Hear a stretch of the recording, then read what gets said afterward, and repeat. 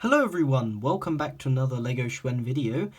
Today, first off, you might have already noticed that there is no white background, but instead I'm doing it like the last video where you can see sort of sets in the background. So first off, I want to start off by asking you guys in the comments to let me know if that you prefer either the white background or things going on in the background, or you really don't care what's in the background. But I kind of like this because I don't have to set up the whole white piece of paper, and it always falls over.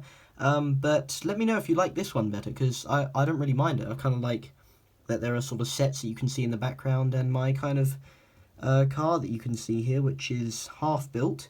Anyway, as you can see, this sort of design mock-up of an Among Us character, so that's on my Instagram if you want to check out. I made some characters from the game and I posted some pictures, so go and check out my Instagram. It will be left in the description below, but let's start off with the video. Okay, then I've just put a piece of paper down just to show you the set that I got in the last video. Now, if you haven't seen that, it was like a big twist that I thought it was an Amazon package, but it was actually an eBay product. So go check out the video, it's quite funny. But I put the white piece of paper on this black table because it shows up the set better. So here we have, what is this actually called? Is there even a title? I guess I'm just going to call it the Knightmare Batman accessory pack. Now, I saw this set first off in a LEGO store one time and I forgot to buy it in the end. So I got it on eBay a couple of weeks ago and it has arrived. So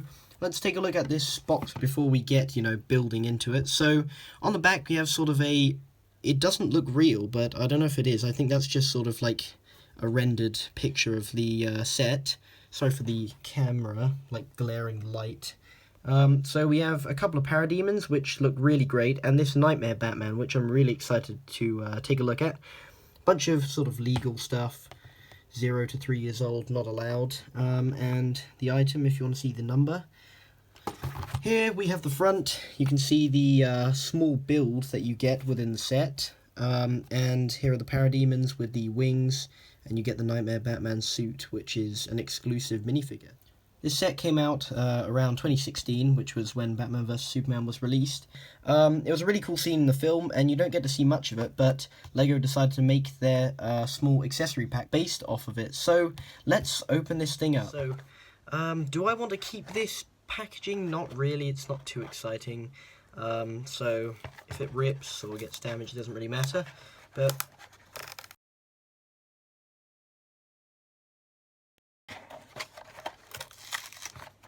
first time opening one of these accessory packs up. So here's the package. It's got sort of the yellow superhero, DC superhero design, and here is the back, which is still locked in place. So you actually have to lift that up to get the minifigures out. Okay, so here is the packaging. Let's get this set out, which is in here. And there is these instruction booklets, which is pretty small, and get the two Parademons out, the Knightmare Batman and the Parademon wings. Just realised that I had no idea how to build Parademons. So, let's open this instruction booklet up. So, let's take a look at what's inside. How do I open this? Wait, there's no sort of opening. I just have to rip this, doesn't really matter, I don't think.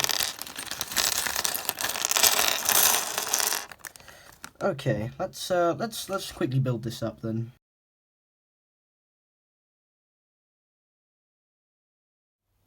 Now that I have this turret thing built up, let's take a look at it. So, as you can see here, it has two stud shooters. Now, these green studs that it includes, I'm pretty sure are based kind of on kryptonite bullets. I would say they're based off of that because it's Batman vs Superman.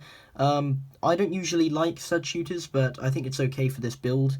And I'm going to shoot them just for this video. So, let's hope I don't lose these.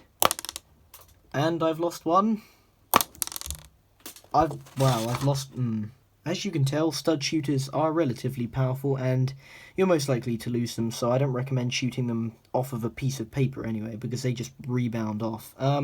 So, let's take a look at this sort of back piece. Now, it's got like a clear window frame thing, which can sort of hide a minifigure behind, and you basically just clip them on, and they can sort of stand there and pretend to shoot. I like this. It's a good small display piece.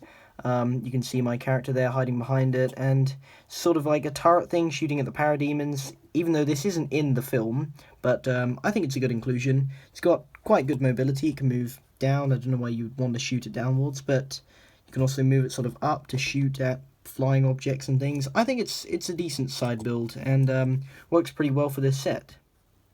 Now then, before I start off this minifigure area of the review, I just want to say that sorry the background is kind of dark and you can see sort of a shadow.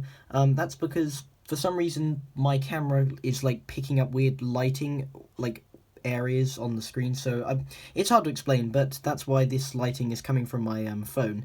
Anyway, the first minifigure that I want to take a look at is the Parademon. Now you get two identical minifigures of this, and I think these are probably one of my favourite, actually if not my favourite, like Lego henchman minifigures, because these minifigures look so detailed and so accurate to the film. So let's take a look at the face printing first at a like closer look. So as you can see here, he has these creepy red goggles and dark green coloration with these weird kind of bony mouth things. Now it's really unfortunate that they didn't include just this minifigure and another Parademon with maybe like the open sharp teeth mouth, which would have been really cool to see.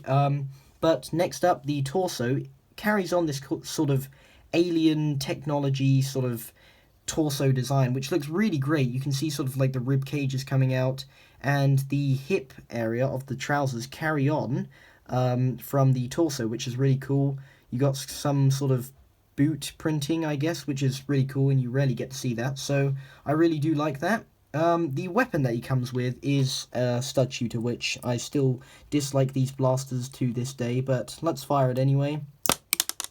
And I've lost that stud as well. This is the other Parademon that you get in the set, and the back has this kind of rib cage design, and these like sort of white bony pieces are where the wings are supposed to be sprouting from, I'm presuming.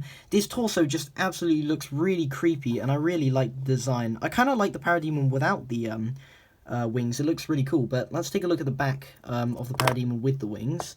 And as you can see, this is how the wings work. It's kind of like this grey 1x2 stud that clips around the wings, which are like this, and it just attaches via this neck bracket.